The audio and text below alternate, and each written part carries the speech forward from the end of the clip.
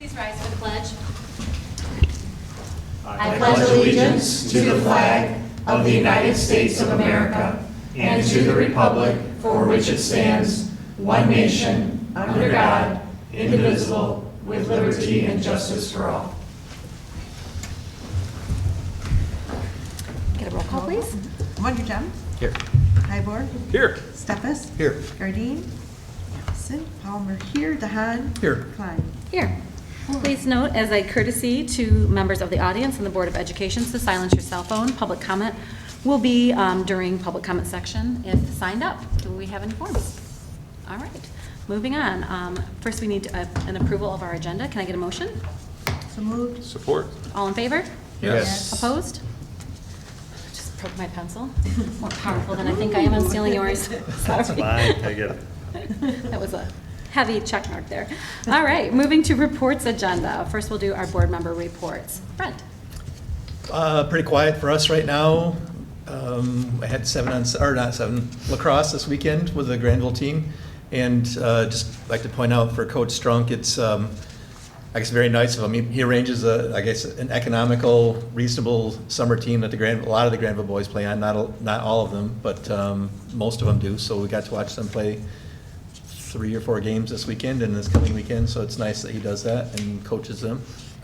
So thank you on that. And then for us, it's just 7-on-7 football this week, football camp next week, and a vacation for a week, and then practice starts. So back in the routine of it. So that's all that I've got going on. Awesome. Well, thank you for doing all that. Thank you. Appreciate it. Joe. Pretty quiet for me. My wife, however, should paint her Suburban yellow.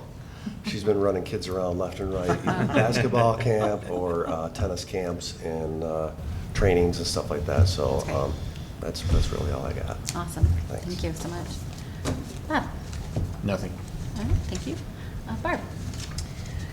There was an article in the Grand Rapids Press about books and schools, and I think it's something, I don't know the name of it, but I think it's something you should look into, just to read it. It was a good article, and I thought it just gave a perspective of what Forest Hills kind of went through, and their experience of taking books out of the library that were charged through, I think, the NAACP. So anyway, I'm sorry, it just came to mind that that's something that we should just be aware of, and know that there's a public article in the Grand Rapids Press. And that's it. All right, thank you so much. Jason. Yeah, it's hard to believe it's getting so close, isn't it? I know. When is football camp? That's going to be coming up soon, right? Next week. Next week, yeah. So band camp is 2 weeks away. You know, it's all coming up fast, right? And I was just talking to my wife about that. She goes, "What, do you have much business?" She goes, "Is it normal to have a meeting in the summer?" Like, yeah. I said, the only reason we didn't last, 2 weeks ago was the holiday.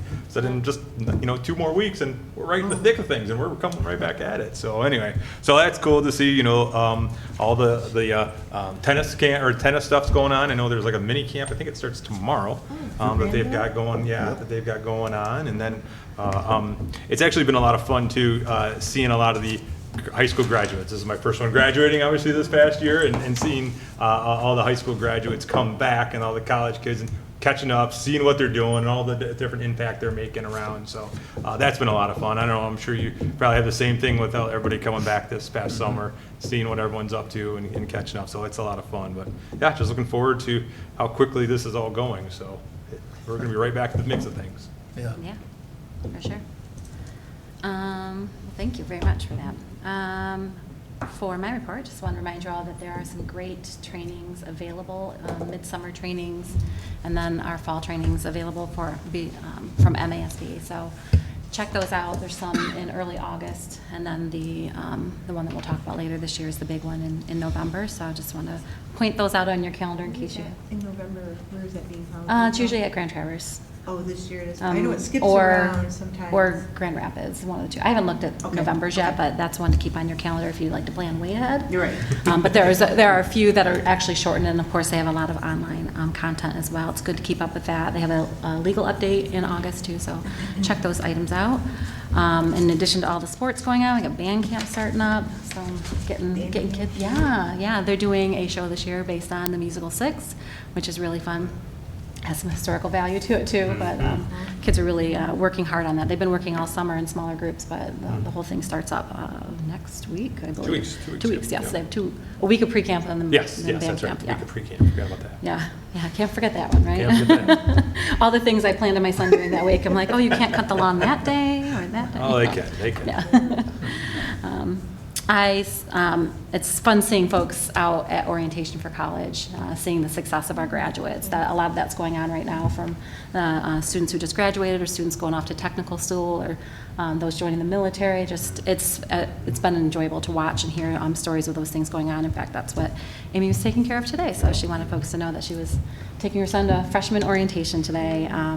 She did mention excitement for summer programming that they've been involved in, and looking forward to the next school year. Called her on the way here to see if there was anything to report. good. And then over the last month, I got my hands on the textbook that was in question last time we were here and read that. Thanks to your provision of that, Dr. Merkel. And as a former social studies teacher, I feel really confident about it. Read it, looked up all the content, compared it to state standards. Just wanted you all to know that from a perspective of someone who had to teach it and has been in the classroom and taught at the level in which we purchased, and also worked for districts in organizing their curriculum, I feel really confident about it. So I just want to let you know, because I know we had some conversation about that last time, so took the time to do that. Thank you. You're welcome. Yeah. Yeah. I wanted to follow up on something about the band at the parade. And Oh, that yeah. I had some people notice that they weren't there, and I just appreciated your note Yeah. Yeah. to be able to just explain the situation, and that Right. we're working on alternatives maybe for the next year, because Yeah. it just how much it was missed, I think, is Yeah. what Right. was not anything about, okay, they get it, Right. but it was just Yeah, I think sad they that's. weren't there, I I think think. that's it's a tough one It is. because obviously being in July, it's not a required thing. People have generally been a part of it. People weren't able to travel a lot, recently due to the pandemic or whatever. And I think a lot of parents decided I agree. to go I on like the idea vacation. of maybe the alumni, Yeah. or Yeah. again, maybe middle schooler. I just thought that was Yeah. a great. We're gonna look at some great idea. ideas and see Yeah. what alternatives might be there, whether it's alumni, middle schoolers and alumni, and combo of all of them, whatever, and so we'll talk about that, because we all love the band being there. It's people just come back to unfortunate, it just Granville. didn't work out. Yeah. so, Yeah. I mean, I think, like I said, people understood it, but Right. again, with that idea of maybe how to make that happen. Right. For sure. One of the incentives that Mr. Percy and Mr. Ross always gave the students who did show up was that they got to sleep in one morning at band camp, and everybody else had to go out and practice. So that was kind of a pull, but I think vacation is a pull for a lot of families Right. over that too, so thanks for bringing that up. Yeah, it just didn't line up Yes. well, so Yeah. unfortunate, but I prayed, still great, so. Oh, Yeah, Yeah. yeah, that's awesome. My It's up turn. to you. Okay, I'm gonna talk a little about some things in my back to school update later, but just excited to begin a new year. Summer's flying by, it's busy right now, and kind of like athletics, we'll have a little lull, and then all of a sudden, boom, August hits, and we're rolling and busy, but just very excited about it. Something I'm gonna talk about at the kickoff, our back to school kickoff, and I really believe in whatever you do, it holds true, and it's something I was reminded of last week as I was at my own professional learning. Really how you look at this, we get to do this. We get to be with kids. We get to service an incredible community, school district. And, some people look at things, they wake up in the morning and they look, I have to go to work, or I have to go do this. And really that perspective of we get to do this. I mean, you're not promised anything other than right now. And the fact that we get to service our kids and our great community just it excites me, and I'm just looking forward to an awesome year, so. Thank you so much. Yeah. We get to do that. There too. We don't have any old business, so we're moving to consent action agenda. Can I get a motion? So move. All right, all in favor? Yes. Yes. Opposed? Motion carries. On to regular action. The first item that we have is the 2nd through 6th grade math resource purchase. It is recommended the Board of Education approve the purchase of 2-year digital licensing of Reflex and Frax Math from Explore Learning for a total purchase price of $45,429.16. The licensing includes site licensing for all elementary schools, providing access to all 2nd through 6th grade teachers and students in buildings, and an agreement to include the new 5-6 building the following school year at no additional cost. The purchase includes web-based training for staff. Can I get a motion? So moved. Support. And Dr. Merkel's here to give us a little. Thank you. Yeah, and I'm going to lean, in just a second, I'm going to lean on the experts, Holly Ashley, who is our math interventionist at West Elementary, and Adrian Hauser, who is our math interventionist at East Elementary, who really did a lot of this work. But there are a couple of things that I just want to set the stage on this. Number one, when we adopted Envision Math K-5 4 years ago now, we adopted that as a complete program. So we were clear with our teaching staff that we need to implement with fidelity to know exactly what the strengths and weaknesses are of that program and track it up. And we're seeing some great success, but after 4 years, we're also starting to find some gaps in that. Well, and we know then along came COVID, and this was part of our plan for the state grant under 98C. That's part of the learning loss grant. And so our vision under that grant, we already had 11T, follow the acronyms, right? 11T money that provided support for intervention and before and after school tutoring. So we intentionally looked at 98C to fill the gaps a little broader in core curriculum, instead of identifying kids who are struggling now, taking a broader look at now's a great time to utilize some extra funding to address what our teachers are saying are instructional weaknesses in our Tier 1 to support all students long term as well, because those are the kids that now have gaps.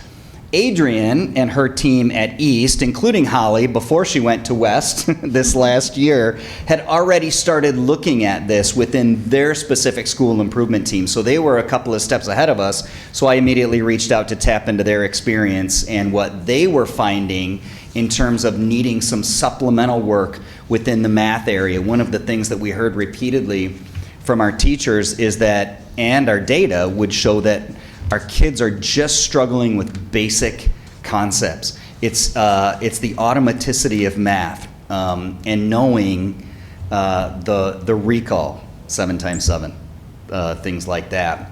And while it can seem like an easy fix, it's harder conceptually. So I'm going to turn it over to them just to briefly talk about their journey and what led to this recommendation for 2nd through 6th grade that we're really excited about.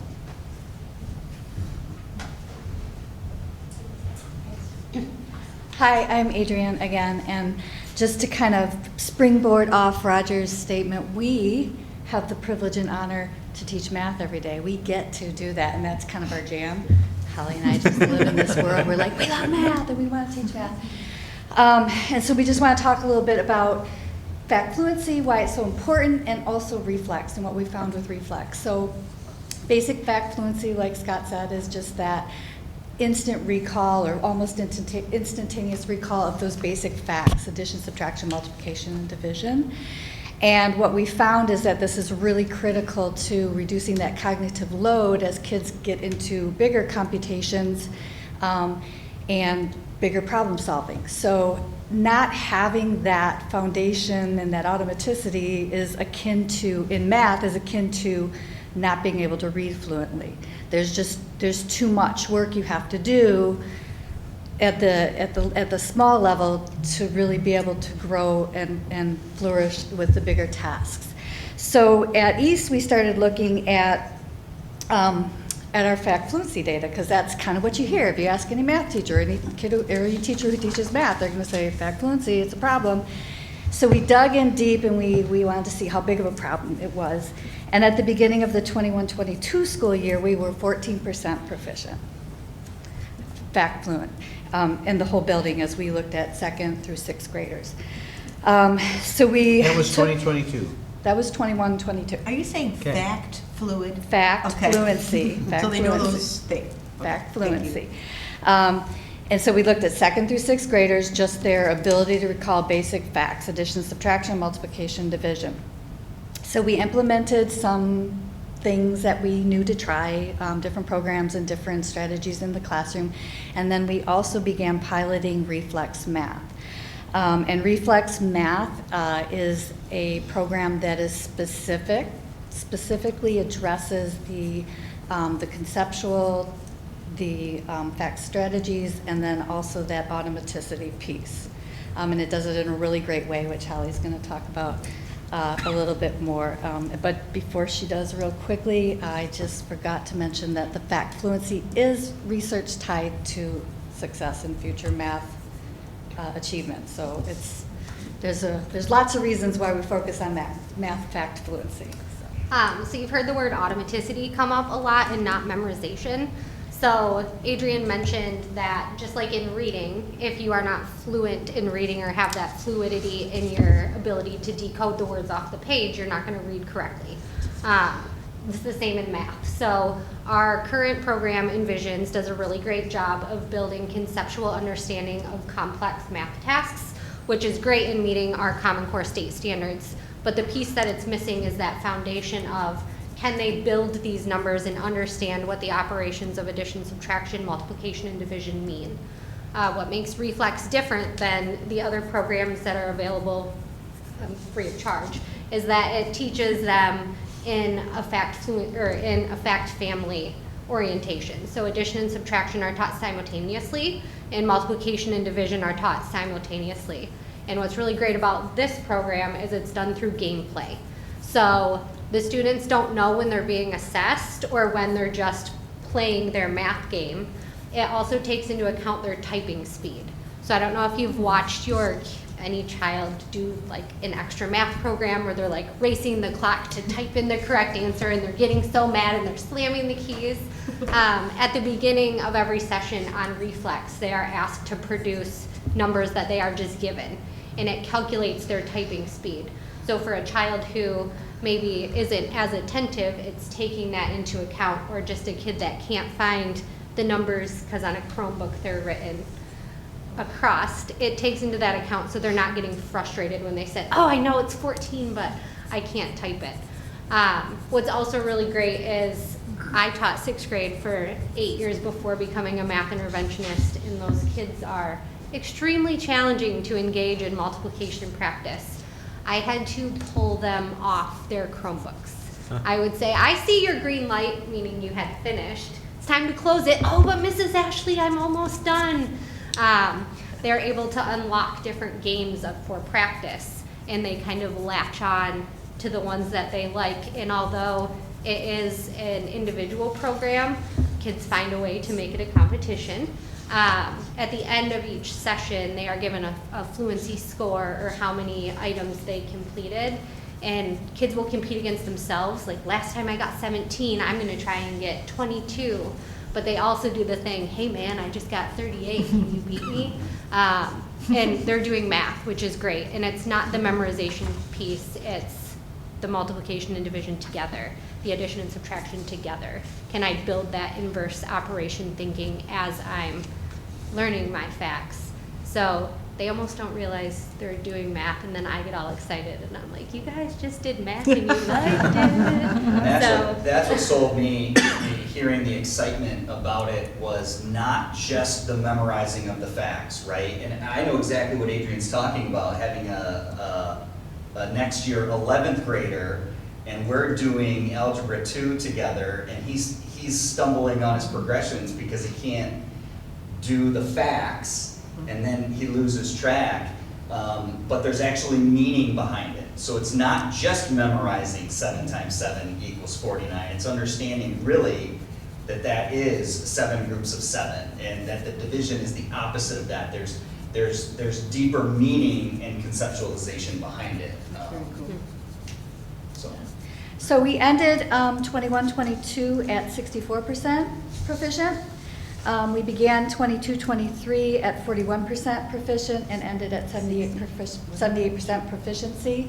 So it really, we saw a lot of impact, and we are seeing that the kids, you know, they dip a little bit, but we're pulling in second graders, it's new data, so it's kind of, you know, flowing. But overall, we're hovering around that 70% fluent as a building, which means that, you know, our kiddos are no longer struggling to a deficit level with that particular component. So you have kids in 6th grade that are having troubles with those basic Yes. facts, and also all those grades. So when You see it? I finished my teaching in 6th grade, all the years that I taught, every year, day one, I would start with basic multiplication facts. What is 2 times 3?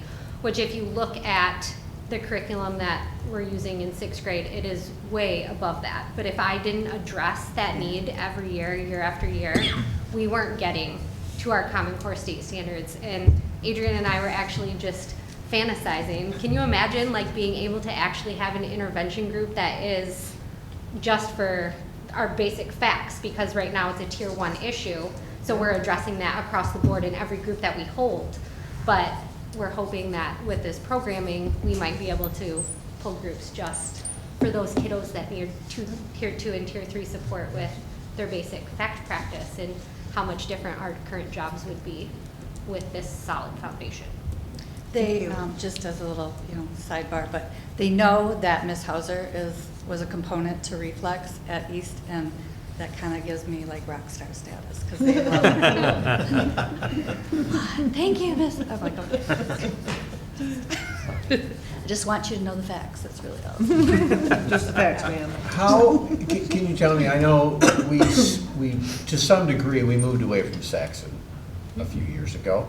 How much of that is actually still implemented, do you believe, in our elementaries? Saxon math? Yep. I've not seen it. I've Yeah. not seen it. Okay. You know what, I hate to do this to you, and I'm old. I wonder why we don't go back to something that worked. Because to be able to, even at the beginning of the school year, when you say, okay, what's 2 times 3?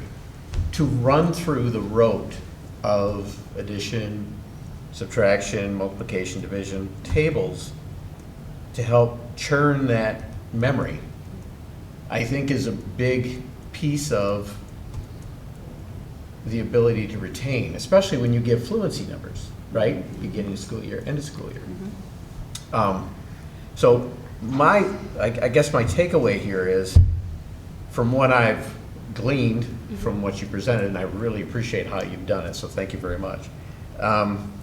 It almost seems like maybe we need to move away from our Chromebooks for a while, get back to that rote pattern, or how much rote, and when I say rote, I'm going Saxon. Yep. How much of that, or pieces of it, do you still implement today that you use in your toolbox? So the difference between Saxton and what like Reflex does and what Envisions is doing is Saxton based it on the premises of that memorization.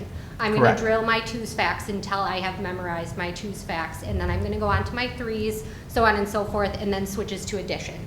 So they are teaching mathematical concepts in isolation without the foundation of what they mean conceptually. So you are just looking at the what we call bare number, 2 times 3, as what it appears to be on the page. And what Reflex does is it's teaching like through arrays and through different visuals that 2 times 3 means 2 groups of 3, or an array of 2 times 3. And that can be decomposed into 6 divided by 2, and it provides those manipulatives on screen so that students are able to understand what the number means in terms of quantity, which is another piece of number. So when we moved away from our Saxton math, which was that kind of, we think, mad minute, the progression of Yeah. skills, that's why we moved away from that, because what we're learning in math is that things can't be taught in isolation. Much like reading, we have to teach our phonics skills in a way that makes sense. And Reflex also takes into account how numbers build on each other. So we're learning in math that we can't just start from our 2's and progress onward. We're supposed to first learn 2's, 2, 3, and 5.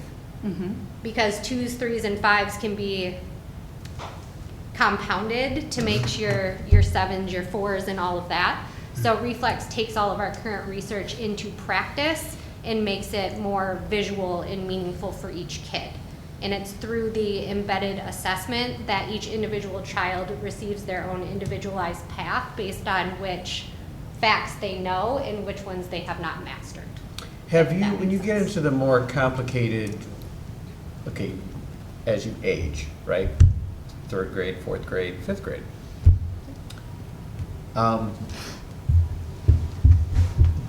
Is there any, do you see a plateau where you can't, do you see a general plateau in the ability for someone to grasp concepts?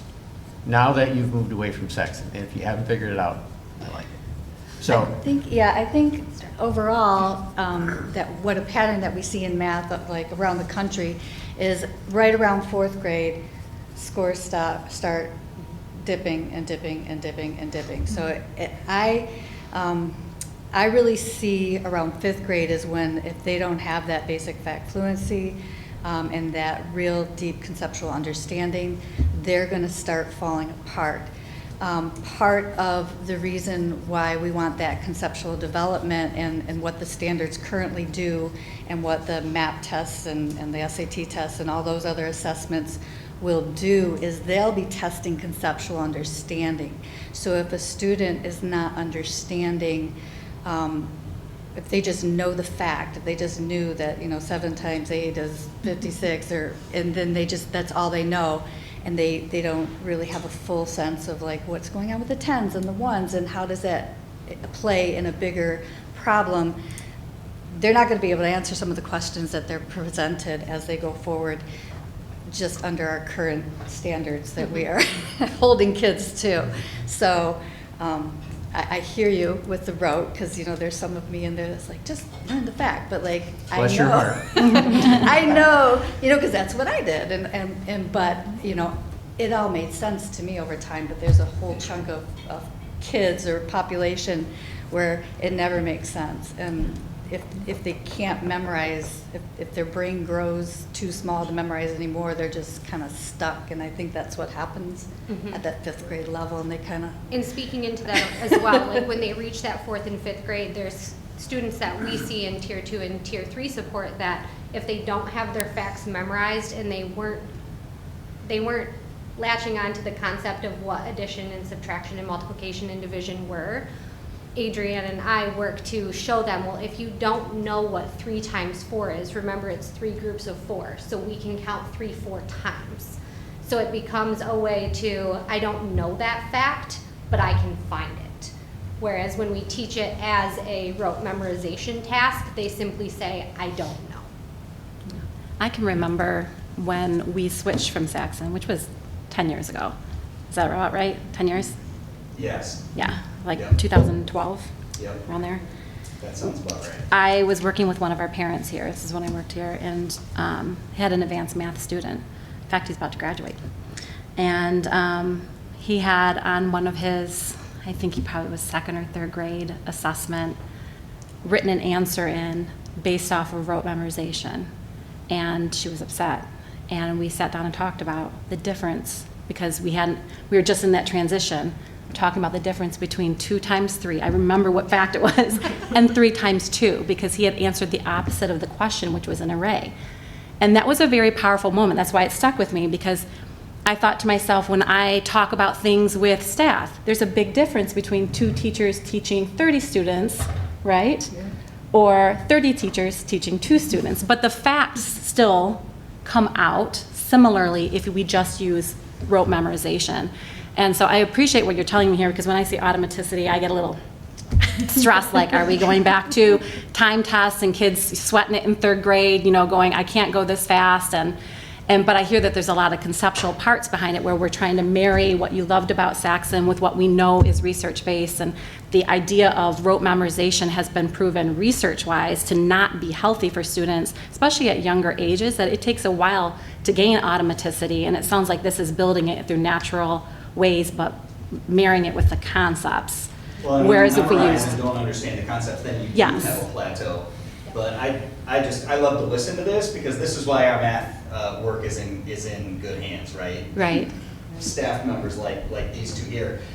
Back to your question though, Bob, the one thing that we have had conversation about recently around Envision that we just talked about at our year-end meeting that we think is missing from the Saxon component is that heavy spiral Spiraling. revisit, Yes. right? And so not only it's not the memorizing or the rote so much as it is the revisiting, Mhm. right? So they're not teaching it in third grade and then done with it.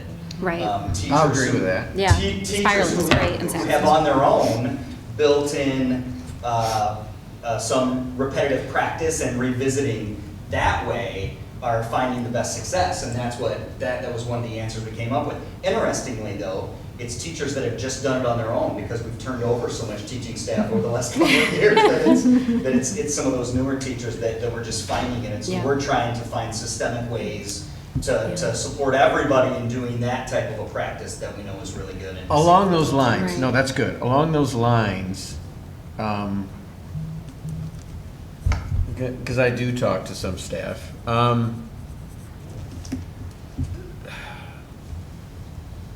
To be, and I don't know if you actually know this information, you assume it, or they're not discussing it with you. This is teachers. How much of them are relying on Saxton components to teach a specific function of math in order for their students to be able to comprehend? Because they're trying the things in their toolbox and it's not working. They fall back on Saxton. Mhm. That's what I'm trying to get at. Don't ever get rid of it. Use it when you have to, because we want student success, right? We want to, and they can find their way. They always do. Especially when you talk about how they're working on the Chromebook and how they're trying to, that brain will reframe itself and get there. But don't throw it out. It's like throwing the baby out with the bathwater. To me, I think you need components of Saxton. What I Flashcards. enjoy hearing here is that it Mr. sounds Turing like is you get great. differentiated. It sounds like you get differentiated practice based on your results, and so you're getting some of that spiral and differentiation by using the technology that for an individual teacher to do, it takes a lot of time to turn that around, to break out handwritten items, regroup the students, assign them all unique practice. It still doesn't make it entirely unique, but it's closer to, this would be more spot on to what they need in the moment and not have that delay time that can be days, if not weeks apart from initial assessment. And I think to what Mr. Wondergem was saying, we've come a long way in reading, and just recently, Adrienne and I are seeing so much more research in how children learn math and how we're supposed to be teaching math, and kind of we're on that new wave of the up and coming. So do you know what edition Envisions is on? Is it the first edition, or are we on? No, they just came out with a 2023. This is the third. So, like, personally, I would not be surprised to see what comes in terms of spiraling and how we're pulling that in, but for the teachers here in Grandville, we are missing this fact fluency piece and this how to build automaticity, and even having a strong math background and watching the Reflex program, I was able to differentiate in different ways within my classroom, going, oh, that's how they're teaching it, like I hadn't thought about it that way. So if we do have teachers that are sitting on the fact that, oh, I've used Saxton, I will pull out my dittos and give that to the kid who I know is struggling on twos. If we could encourage those educators to sit next to the child and just watch, there's very easy things that came with our Envisions programming that they could pull out of those manipulative kits and say, hey, we're struggling on twos, like let's build these arrays, let's decompose this number. So although it's meant to teach the child, I can seeing it being used to teach our educators as well how to support them That's in what they perfect, because it was, you led right into my next question is, so we're bringing this in, we're adding another tool. What professional development are the teachers going to get to be as effective as they can to implement this? Yeah, so there is professional learning embedded, professional training embedded with the program. It's web-based. Obviously, there are costs, but I think we get 5 web-based sessions throughout the school year. So we'll start with an introduction, overview for everybody, but we also have some experts that piloted for the year and used it. So then we'll layer that in job embedded, right? That's what we Yep. know about professional learning. And a when whole it's best. building So full of it. that's Yep. while they specifically are assigned to East and West elementaries. How many different schools did I tell you to reach out to? Yep. Because I need some help with somebody. Hey, this teacher has some questions, could use some support. And So- I do get emails, I can't speak for you, but I do get emails throughout the school year too, like, hey, especially last year, do you have anything for fact fluency? And I'm like, we're working on it. Just helping in that way. So we're excited to have 2 of us in the district. And what's nice about this is we love people to have tools in their toolbox, but we also don't want people to operate in silos either, right? So now we have some consistency, a consistent tool that people are able to lean on and utilize. So The invoice mentions 14 under quantity next to PD. Does that mean anything? yeah, well, initially they said 14 people, and I said, no, that doesn't work. Oh, So- 14 people. Yeah, so they've opened that up to everybody, just like you'll notice. Okay. I didn't like their pricing structure because they do it by a site-based Yeah. license, which is a great value for us at Grandview, not such a great value for us at Central. Right. And then with a 5-6 building coming on, so we're lumping everybody together, and they're grandfathering in the 5-6 building when that opens. Do you We're not have- gonna to add a different site. Do you have admin reports that you can pull at your level? Yes, I do. I have, for East, I have an admin account, and I also have a teacher account, so I can see the whole school and how the whole school is progressing and the usage, and we address those things at benchmark meetings, you know, hey, Awesome. usage, and Can you pull them at a district level? Yep, we'll be able to pull district level reports. Okay. And is there summer access? Yes. Yeah. Yeah, not yet this summer. Yeah, We're gonna get everybody clearly, because started. we gotta we gotta buy it first. Yeah. So it's something that, I noticed you said there was a 64% proficiency at the end of '22, and starting '22, '23, it was 41. Correct. Normal summer drop. There's possibly opportunities to maybe, Yeah. Oh, absolutely. Well, particularly if kids like it. Okay. Right, then we're not twisting their arms. all right. I sent it out to 50 kids at East this summer, and they aren't engaging with it quite as much as I had wanted them to, but our license, they kept it through the summer because I begged them to, please, and so, yeah, we'll see. Or even a component of summer school, that could be a component that is accessed during summer school as well. Is the practice timed? It's not timed. So as they progress through it, they have like this little, I mentioned a green light. There's a light in like the corner of the screen, and as they work through it, it like fills up, kind of like the loading bar, Okay. the spinning circle. And it's based on like the number of like engaged attempts is what I'll call it. So because it is rooted in AI, the computer knows if they're just like 1737. Yeah. So if it's like close within like mathematically reasonable answer, like it counts it as engagement. So it's not like every student has to answer this many correct to proceed on. It's all individualized based on their level, and once they've engaged for the number of minutes it's based in, then their light turns green, meaning they've completed the Awesome. session. Does it have any accessibility features? Except Accessibility Doesn't it features? read it to us? Students with disabilities, any adjustments we can modify for students? I don't know what there would be built in, or what technology we could leverage. An immersive reader, if it needs to have it read on the screen, or can you adjust visually the size of anything? You can adjust the visual size of things. I have done that. And in working in my classroom, like next to my students, my highest achieving student and my student who like received as many services as you can imagine, they would finish at the same time. Okay. So just how the program is structured and how it gets to know each learner, no one was ever like, oh, so-and-so's always last, because in Yeah. 6th grade we know who finishes last. I'm assuming with fact fluency, it's pretty numeral-based, right? Numbers, Yes. using numbers. Are there written narratives, like text?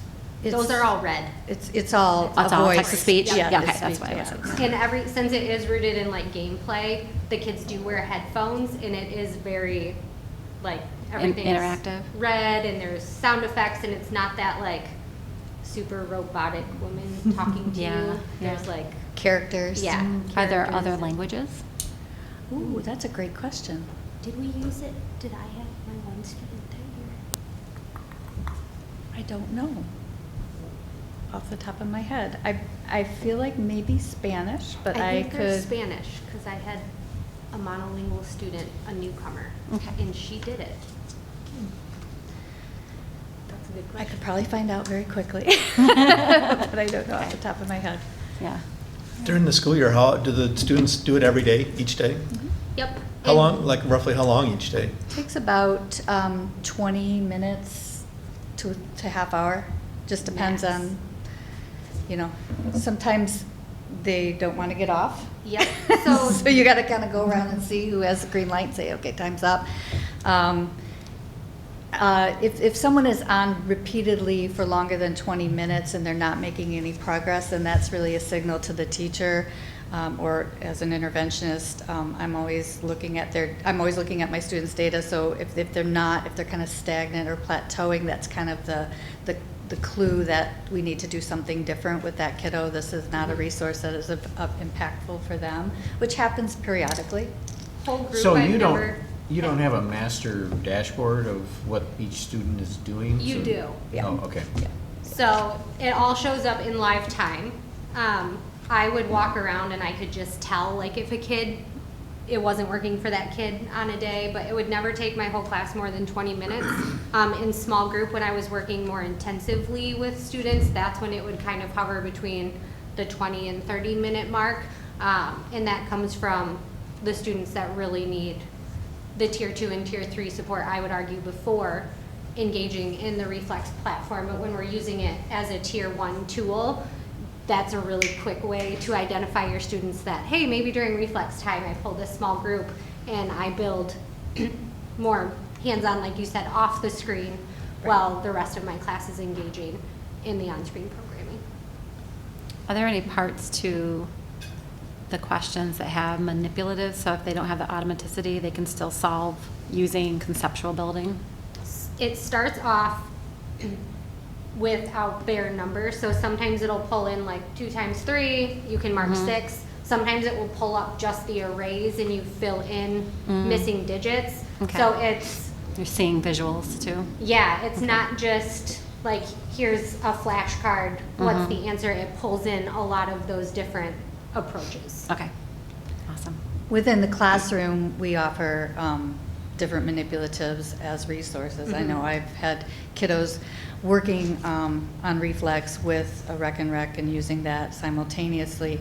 And that's kind of the cool, one of the neat features about Reflex compared to Extra Math, which is a very popular fact automaticity practice program that is used, is that the timing is not so short that they don't have time to do some manipulatives and get back and type in the answer. It's not that, that's not that rigid. Where they're building in some time components is to kind of increase that rigor and that cognitive load to kind of build that automaticity. So it's very intentional how they increase the time demand and in which ways they're doing that, just to kind of get them to where it's very quick.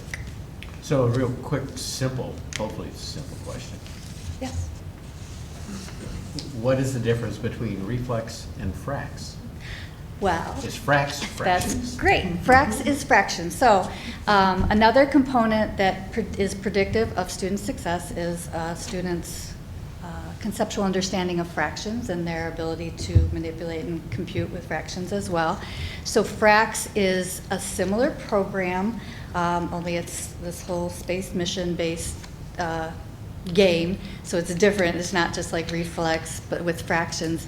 And it really builds conceptual understanding of parts and wholes and how they interact and relate. And it works to address 3rd through 5th grade fraction standards, but with a really solid visual conceptual component. So so it's just this little extra bonus that's really fun. So when we had our fluent kids, our kiddos who were at 100% fluency in the classroom, those teachers would, kick them over to FRAX during that time. So everybody was doing something, and they were building their conceptual understanding of fractions. Or we had classrooms that held off on FRAX until we were getting into fractions, and then they kind of did that as an additional conceptual, additional practice of it. So it's just a real nice bonus that I'm really excited that they're including. And speaking from my upper L background, in 6th grade, we hope that the kids will master the multiplication and the division immediately at the beginning of the school year. And I did have students that did that. So to offer this fraction piece is huge, because majority of students who come to 6th grade have not mastered their 5th grade fraction skills, just based on the sheer number of standards Exactly. that we have in K-5. So building in, I would argue, that enrichment and extension piece in our classrooms, even though they should be there according to our state standards, I think is a really cool bonus of this, that we can push them in that way and they're still within our tier 1 Got it. structure that we're working So in. if you have a student that just blows through all this stuff, no problem, they're done way ahead of everybody else, is that when you move them onto the frac part? And Okay. you can do FRAX without mastering, Yes.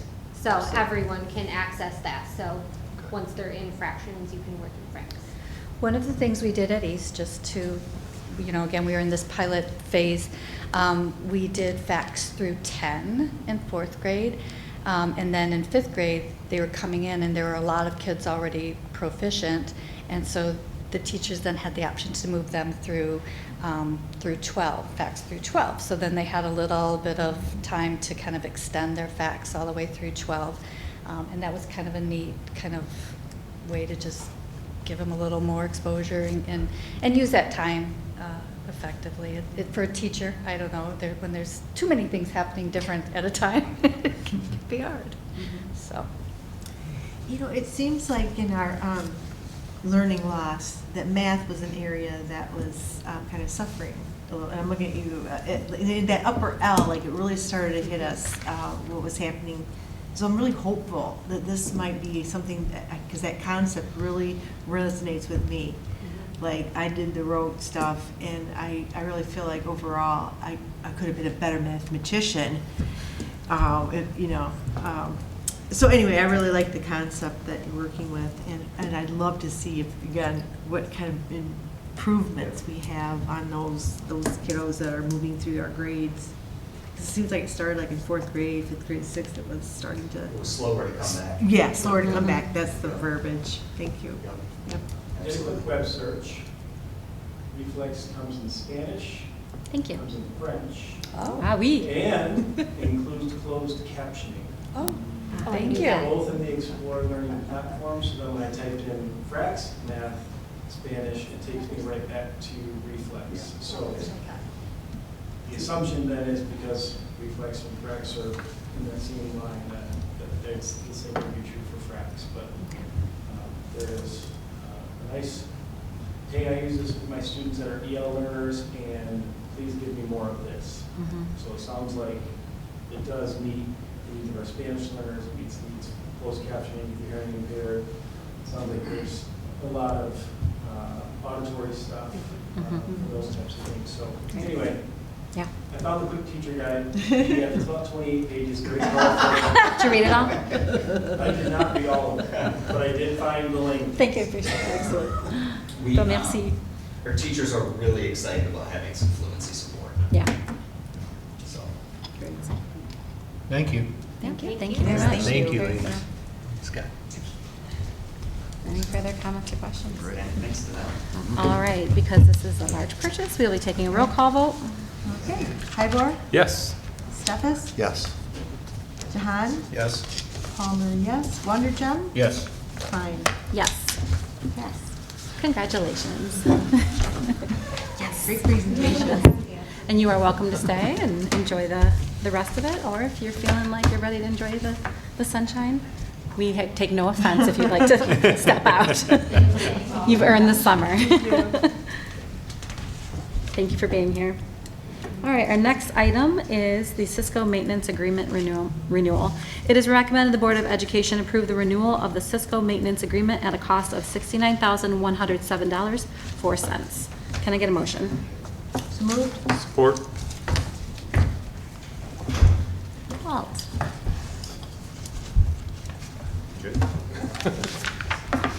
So this is the annual renewal of the maintenance agreement on the district's Cisco network infrastructure. The district utilizes wired Cisco network switches. We have Cisco VoIP phones for our phone system throughout the district. We have Cisco E911 system for critical notifications like that. So this is the maintenance agreement and licensing agreement on all of that. You might remember, but 3 years ago, I brought this renewal to you, and at the time, it was a 3-year price lock-in agreement. So I went back and looked at what the renewal was last year, and it was almost down to the dollar, the same amount. So this is the 3rd year of that renewal. The nice thing about that 3-year agreement is not only did it lock in pricing, but it also allowed us to use what they call flex licensing. So with the new middle school coming online, we're adding a lot of network infrastructure and phone system stuff and all of that. So we didn't have to purchase any additional licenses to get all of that hardware on the network. All of that licensing was already included in this additional 20% overage that they allow us to do as part of this package. So this is the 3rd year of that renewal price lock-in. So obviously next year when I come back to you, we'll see what pricing looks like, and we'll definitely try and keep that as low as possible. But I just wanted to mention that to keep that in mind. That's great. So is it every year we're renewing kind of thing? It is an annual renewal Okay. every year, but we did the 3-year Price is price like- lock-in, and this is the 3rd year of that. Are you envisioning, what's your vision for physical phones disappearing from rooms? Yeah, I think, We don't I have that mean, work anymore. we did some investigation as far as, Cisco has Wi-Fi phones, for example. So that could provide some flexibility as far as phones being able to move around the building. We've also considered, do we get rid of a wired phone in classrooms altogether? Everybody's carrying a cell phone these days. But from a safety perspective, you really still want to have that wired phone. You can't always rely on a cell phone signal. You can't always rely on a wireless signal. You want to have a wired phone in that classroom for when there's critical safety situations you need to be able to get a hold of somebody. So Okay. going forward, I don't necessarily see that going away. It might change a little bit the way that the physical device looks, but I think it'll probably be there for a while going forward. And similar to what Brent just said, I mean, I've been on a headset now for 3 years. Wolverine is doing away, because we even have video phones. They're all going, because we're all using Teams as well.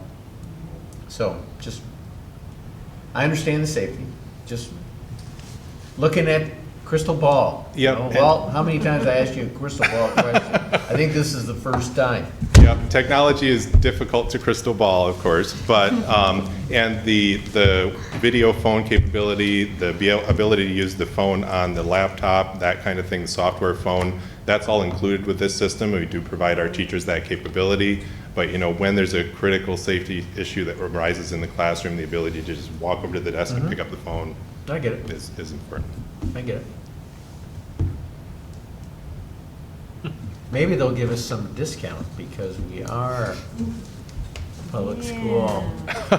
Just give us phones. We do get a discount from Cisco already as being an educational institution, but yeah, we'll see what it looks like going forward. Just looking for you in that crystal ball. Just trying to help you.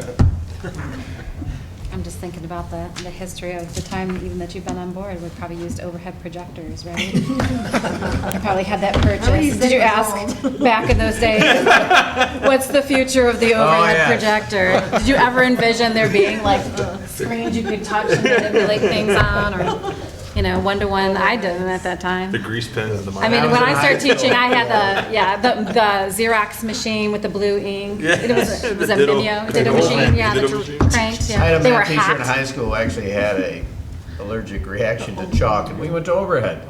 Oh, many years ago. that was like That was up and coming. kind of cool. That Yeah. was. Back then. Yeah. I'm not sure if I should share this, but when I walked through the high school, I have seen 1 or 2 overhead projectors still kicking around. Yeah, So- yeah. They actually have some fun uses. So I mean, why not? All right. Any more non-comedy comments or questions? Walt. Thank you so much. Let's take another roll call vote, Okay. please. Palmer, yes. Dahan? Yes. Steffes? Yes. Wonderchum? Yes. Hybor? Yes. Klein? Yes. Keen Klein. Motion carries. Thank you so Yes, much. thank you. Our last item on the regular action agenda is the City of Wyoming Trail easement. It is recommended the Board of Education grant the following 3 easements to the City of Wyoming for $1 each for $3 total for access to the bike paths on the new 7-8 site. Easement number 1 is a portion of parcel number 41-1730-401-005 at Canal Avenue. Easement number 2 is a portion of parcel number 41-1730-401-006 at Canal Avenue, and easement number 3 is a portion of parcel number 41-1730-476-008 at 52nd Street. Can I get a motion? So moved. Support. And Heather's going to give us an overview of this. So I know that the drawing that was included in the actual easement is rather small. So what you're seeing here is up here in parcel D, this is the current rec. And then these little highlights here are where the easement would be along these bike paths on Canal Avenue. And An easement is just allowing pull-ins, correct, into that drive? it is allowing them to do any type of work, utility work, construction work that might be needed in that area. So basically, it's us saying, okay, if you need to do something, they would still let us know before they do it, but it's a benefit to us too, because if something is broken underneath in there, then they're going in and fixing it. So when we expanded Canal, did we create some issue? I mean, should we have had this discussion when we were expanding Canal? Because isn't this the area? The canal signal area is right in here, yes, but yes, there are now, additional utilities that are running in this area along this bike path. So they put those utilities in As- when they expanded? Yep, Okay, that's what I wanted to know. yep. Okay. And then similarly, down here on 52nd Street, again, where that access is, and yeah, same thing, so. Okay. So I'm just curious, I guess I don't understand the law exactly how it works. So don't they already have access X amount of feet from the center line of the road? That I can't speak to, but I just know that this is our property here that we're allowing them to come in on. So Typically, it's They're 33 buying. feet from the center line of the road. That's, and I don't know if it's different in the city, right? I'm just used to the old out in the country, right? What they do, right? And what they come and go through, but. But if you also see how we've expanded the road, we've gone beyond that Halfway at that point. area. Yeah. And so they asked for that. And like Heather said, it's been obviously very beneficial to us if they have to Oh, fix yeah. something in there. They would rather have it on ours than to rip up a road. Right. And I'm fine with it. I just didn't know what. No, I understand. I get it. Interesting. All right. All right, I have the wild card question, and I'm not advocating for this at all. I'm just asking. What if we don't? I was wondering the same thing. What does that I'm happen? just going to say, like, what happens if we say no?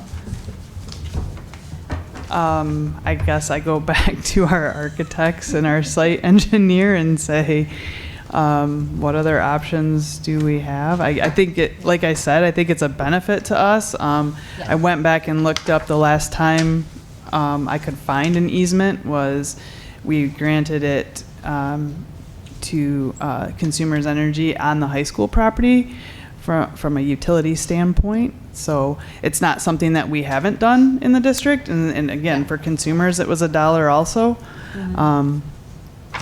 But I think I think it's the right thing to do. I think it's the goodwill gesture between Yeah. the two entities. And if he didn't, And then what? they would be coming to us anytime they had to do something. They would have to wait until the next available board meeting, which means time, which probably hurts us and the surrounding community with whatever that thing is they have to do. So it just makes it easier for them to do their jobs, and it's beneficial to all involved in that area. Does this allow them to do things other than a bike path? Because that's the only item that's delineated in here, even down to construction. It says construction, use, repair, reconstruction, and replacement of the bike path. Correct. So if they wanted to put a It's- culvert through there, That specific area. yeah, but they couldn't just like put a culvert through there because it's for the bike path on here. Correct.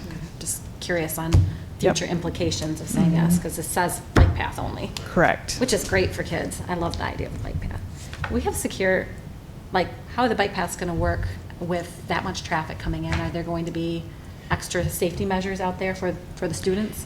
Yeah, I mean, we'll research that too with the crossing guards and work with City of Grandville and City of Wyoming on that as well. But yeah, I do anticipate we'll have some crossing guards. I know on Canal, even with the new signal, that there will be Yeah. crossing guards, and I imagine there will be down there as well. Okay. Being a new school opening, I know at Wyoming will be there, Yeah. at least for the first week, steady to make sure there's no issues. They're aware of that on Canal and 52nd entrances there, Yeah. and the new signal and the problems that can cause, so. Yeah. They'll be there. Yeah, and I imagine it'll be hard for people with their old habits too, Yes. just making turns and not thinking of a person crossing it. Indeed. There was some, And I think the. And two, kind of just to reiterate, the canal entrance and exit is really the bus loop drop off. Mhm. It's the 52nd Street where parents would drop off. Yeah. Okay. Any other questions or comments? All right, well, this is for $3, so I think we can take a full vote. All in favor? Yes. Yes. Opposed? Motion carries. Awesome. Thank you, Heather. Now we're moving to discussion. We got a great back-to-school update. Yes, and, you know, Thank you, I'll Heather. give these as we get closer and closer, but just want to alert you to a few things. First of all, 7-8 building, everyone's asking you, hey, how's it coming along? It's looking great. They're really moving along, we've had a lot of movement, obviously, from the old middle school to the new middle school. A lot of boxes, a lot of young kids helping us out, which is so appreciative. And our crew. They've done an amazing job moving stuff, but that building's really looking nice. Just some things on the horizon.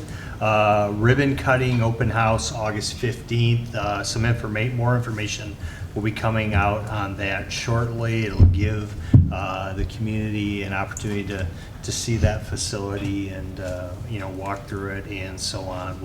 We'll have some general things at the beginning, some information, some thank yous, obviously, for such a wonderful building, and then give them a chance to see that. Are you looking daytime or evening for that? That'll be more in the evening. Okay. Yeah, probably. Did we come up with time, Heather, you remember? 6 is what we're. 6? Okay. Yeah, We okay. haven't sent out anything official. Right, That's what we're nothing doing. official I'm just yet, trying to but we block will my be sure. calendar. Yeah. Also, renovations to the 5-6 building are underway. They're heavy at that, and again, that will reopen in the fall of 2024, and officially at that time, all of our facilities will have air conditioning, which will be nice Yes. to have when you need it. So, and that was the only building that we've had to worry about recently. So. That's happening. Also wanted to let you know, you heard about our aeronautics program, that great class and things that are happening. We recently received a donation of a Redbird flight simulator. Wow. And that simulator is delivered. It'll be set up. It'll give kids an experience, a flight experience, which I think will be amazing. We were looking at the potential of buying one.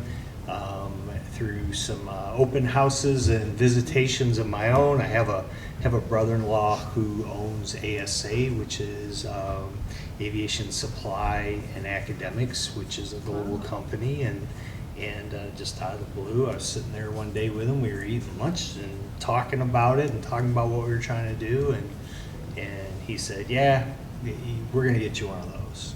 I'm That's like, amazing. What? Okay. I said, "Do you want me to kiss you now or later? What do I have to do?" My wife thought that was weird, but anyway, just very excited to have that. It is a top of the line flight simulator too, so I think the kids will have. Is it housed on site? Wonderful experience. What's that? Is it housed on site? Yes. Okay. Yes, that will be on site. So very excited about that. Also at the new middle school on August 14th, we're going to have some legislators visiting to experience our robotics program, the new facility. We're going to have kids there. Some of our state championship teams actually doing their thing to show them what robotics is. We've had several legislators from both sides of the aisle in a bipartisan, reach out to us and said, we're trying to learn more of what this should be. And they've heard a lot about our program, and they know about our new facility, and really the first of its kind. So some of them are going to be coming in. They will observe our kids. We will give them some overview of robotics.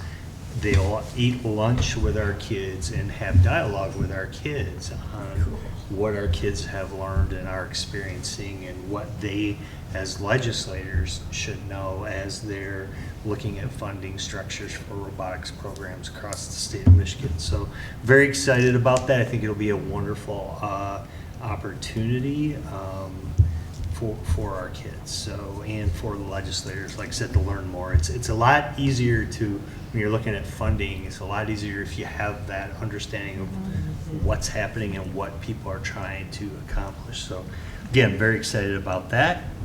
Our back to school kickoff is on August 17th. Details will be sent out on that in a few weeks. Really looking forward to that. We're going to also at the beginning of the year have a safety training component to that. You know, we have our new safety director, Mark, and he's hit the ground running. Mark Easterly. Yeah, Easterly. He's doing a phenomenal job. I had a nice dialogue with him last week on things, but I know he's getting into a lot of places and looking at a lot of things. So just very excited about what Mark's going to bring. And then we are wrapping up our Grandview principal interview process. Matter of fact, we wrapped up today. We are doing some further reference checks, research, and so on. And within the next day or two, we will be naming our new Grandview principal. So very excited about the candidates that we had there as well. I think we had a wonderful group, and we'll bring more information to you in the near future on that one. Fantastic. And I'd say that's my wrap up for now. Any questions, any wonderings, anything? So the 5th, 6th graders will stay in the elementaries this year? Correct. And give us one more year to renovate, get that ready Correct. for the school. Get that building Yep. raring to go. Ready to go. They are already working on, on the facility, but we're also working professional learning structures of that building and everything. They're getting a lot accomplished, so, you know, you Yeah, it's can't more than just the building, Yeah, you isn't it? can't just all of a sudden magically wave a wand and move everything and, you know, and have school. If you Right. did, that would be a shame. So we're really, Yeah, we had more people visit the Ron Clark Academy recently. Matter of fact, Awesome. received a great email from one of our teachers today, said that was the best PD I've ever had. We, you know, we're fired up, excited, so I think, you know, we're going to have more people experiencing that as well. We recently had a gentleman from Ron Clark speak to our team, and I watched my sales team cry. Yeah. You know, it was that impactful, so Yeah. it was really good. Yeah, and the engagement they see. This, I'll share my update with you guys, the email from our teachers from Cummings, and it really, it makes a lot of sense. When you read that, it's exactly what you want in a learning experience, so. That's When will the great. teachers be able to get into the 7th, 8th building to start setting up their classrooms and? Good question. July 31, the academic wing will Right. start, Yeah. to move in there. The following week, all the arts, STEM, we will move in on that wing. So And July 31 and August 7. we have assistance with moving? Yeah. A lot of their stuff is already. Already there. Yeah. In their rooms, furniture is being set up. Is there anything that we can do to assist? I'm happy to put on my tennies and come Hard hat. unload boxes and get them set up easier. It's a lot of work for If them. we get into Yeah, a, if you want to reach out to Arlen. All right, Yeah. will do. If any of you guys want in on that, let me know. I'd love to. No, thanks. Have a work crew, go help them. I prefer supervisory. I like to get dirty. All right, awesome, thank you so much. We don't have any public comment, so we're going to be moving into closed session in just a moment for that. Just to let you know, folks who are in the audience, we have closed session to discuss some property options according to OMA 15268D. So can I get a motion? to So move? move. All right, thank you. Let's do it. Hey, and we have to, Do we need to To vote on vote closed in the session? closed session, don't we, or no? What's that? Do we vote in the closed session? Yeah. we have to All right. vote to go to All in closed favor? session. Yes. All right. Yes. Opposed? All And we right, there just we go. leave. All right. closed session. thanks, everybody. Thank you so much. Yeah. Appreciate all your Yeah, you information. stay there. Yeah. So long, farewell.